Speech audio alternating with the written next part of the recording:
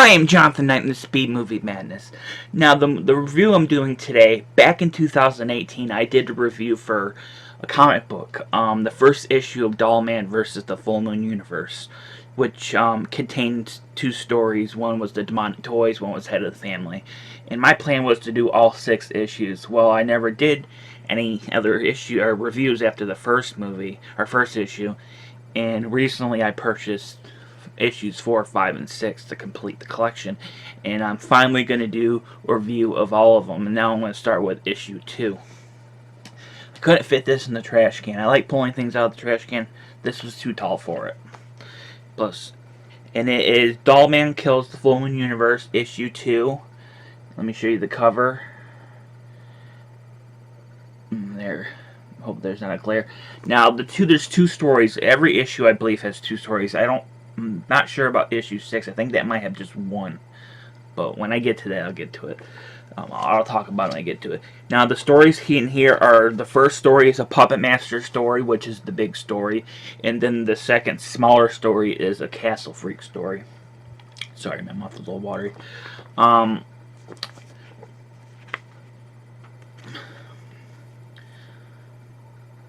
Lost for words.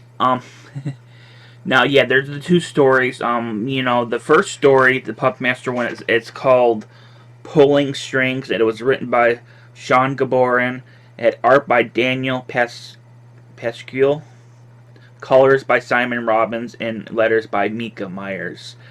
Let me get into the Puppet Master one, because the Castle Freak one, there's really not much to talk about, because it's a smaller story. The Puppet Master story, without getting into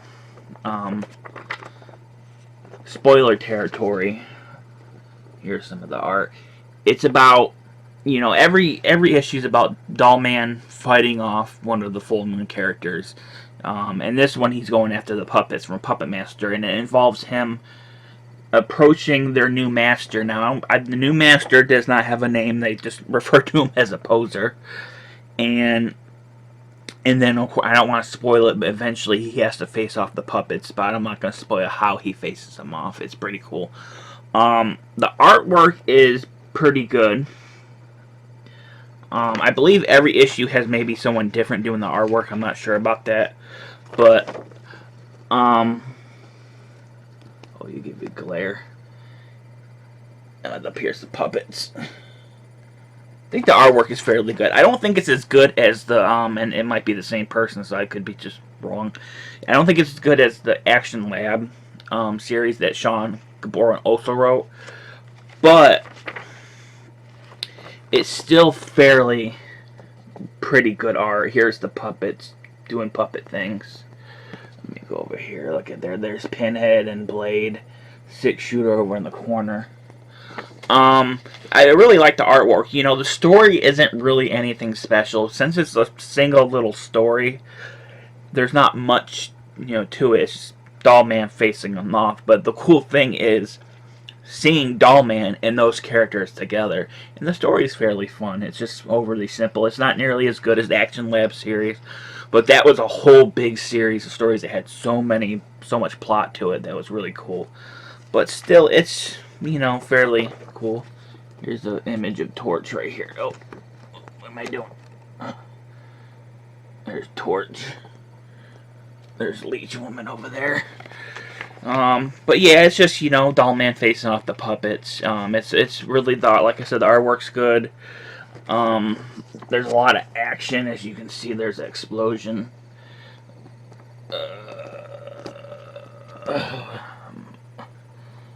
It's pretty cool. But yeah, it's just fairly simple and fun. I don't want to show you too much more because of those heavy spoilers. I'll show you a quick shot of I'm probably showing spoilers. I'm fucking not good at comic books. But fairly simple. Like I said, fun. Good artwork. The next story, there's an fake ad in here for Killjoy's. Why am I not good at there? Killjoy's Cartoon Kill Zone, which has a lot of cool little Easter eggs in it. I think each issue has Something really cool. The next story, the Castle Freak one, is called Animal Lover, and it involves Dollman going after the Castle Freak. This one is much smaller. The second story in each issue is really just small. And the artwork on this one, before I start, it was written by Brockton McKinney. The art and color were by Jason Strutz, and the letters were by Mika Myers.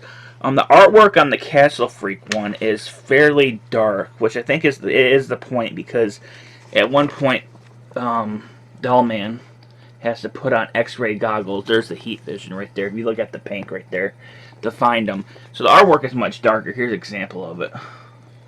Oop. It's much darker. There's not really much to it, even less so than the first story. It's simply he goes to the castle and faces off the Castle Freak. But the artwork is not. I don't think the artwork is as good as the Puppet Master story. But it's still very grisly. There's some gore right there. You can see it. Yeah, it's fairly grisly, but like there's not much to talk about. It's mainly just watching Dollman face off the Castle Freak, kind of like with the Puppet Master, but the Puppet Master story had a little bit more to it. This one, but that's the whole point of these second stories. It's not really, they're supposed to just, Dollman go into every character, facing him off. And the second story is just him pretty much facing off. I don't want to call them second-rate characters, because I think Castle Freak is an excellent movie, and it's pretty popular with both Full Moon and Stuart Run fans, and they're currently making a remake of it, or a reboot. Same people who did the Littlest Reich is doing it. But, it's not, usually the first story contains, like, the more, like, the characters that are more well-known, like, Puppet Master, Demonic Toys, Killjoy is, I think, issue 4, Dr. Mordred.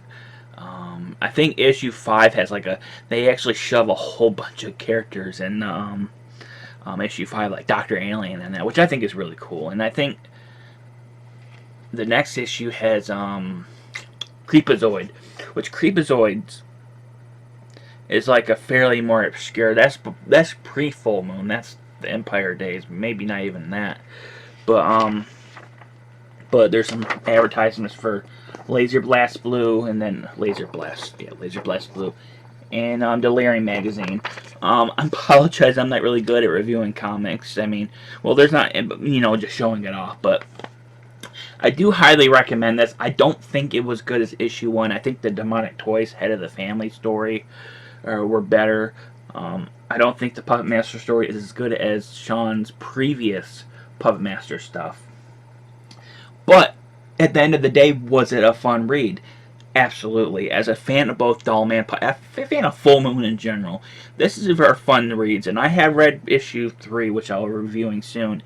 I have not seen issue 4, 5, and 6. When I get those, I'll talk about them.